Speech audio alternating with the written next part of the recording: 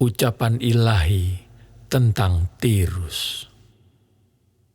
Merataplah, hai kapal-kapal Tarsis, sebab Tirus sudah rusak. Tiada lagi rumahmu atau pangkalanmu. Ketika mereka masih di negeri orang Kitim, telah dinyatakan hal itu kepada mereka. Berdiam dirilah, hai penduduk tanah pesisir. Hai saudagar Sidon, suruhan-suruhanmu mengarungi laut dan berlayar di samudra besar. Barang-barang yang dimasukkan ke Sidon ialah gandum dari Sihor dan panen daerah Nil, sehingga kota itu menjadi pasar bagi bangsa-bangsa. Taulah malu, hai Sidon, sebab laut, benteng laut, berbicara, katanya, "Aku tidak pernah menggeliat sakit dan tidak melahirkan. Aku tidak pernah membesarkan anak-anak teruna dan tidak mengasuh anak-anak dara." Apabila kabar tentang Tirus itu sampai ke Mesir, mereka akan gemetar mendengarnya. Mengungsilah ke Tarsis, merataplah, hai penduduk tanah pesisir. Inikah kotamu yang beria-ria, yang asalnya dari zaman purbakala?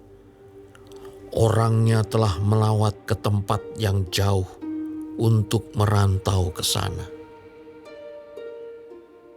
Siapakah yang memutuskan ini atas Tirus, kota yang pernah menghadiahkan mahkota, yang saudagar-saudagarnya, pembesar-pembesar dan pedagang-pedagangnya, orang-orang mulia di bumi?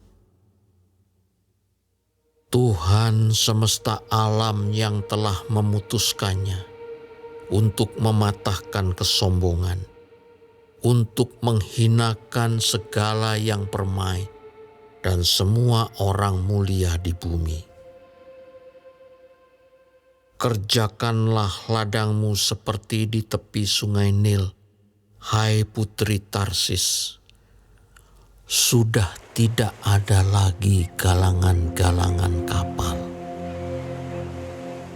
Tuhan telah mengacungkan tangannya terhadap laut dan membuat kerajaan-kerajaan gemetar. Ia telah memberi perintah mengenai Kanaan untuk memusnahkan benteng-bentengnya. Dan ia telah berfirman, "Engkau tidak akan beria-ria lagi, hai anak dara yang digagahi, hai putri Sidon. Bangkitlah, mengungsilah kepada orang Kitim. Di sana pun juga tidak akan ada tempat yang senang bagimu." Lihat negeri orang Kasdim, bangsa itulah yang melakukannya, bukan orang Asyur. Mereka telah menyerahkan Tirus kepada binatang-binatang gurun. Mereka telah mendirikan menara-menara pengepungan dan telah meratakan puri-puri kota itu dan membuat kota itu menjadi reruntuhan. Merataplah, hai kapal-kapal Tarsis, sebab sudah dirusakkan benteng. Pada waktu itu, Tirus akan dilupakan 70 tahun lamanya, sama dengan umur seorang raja.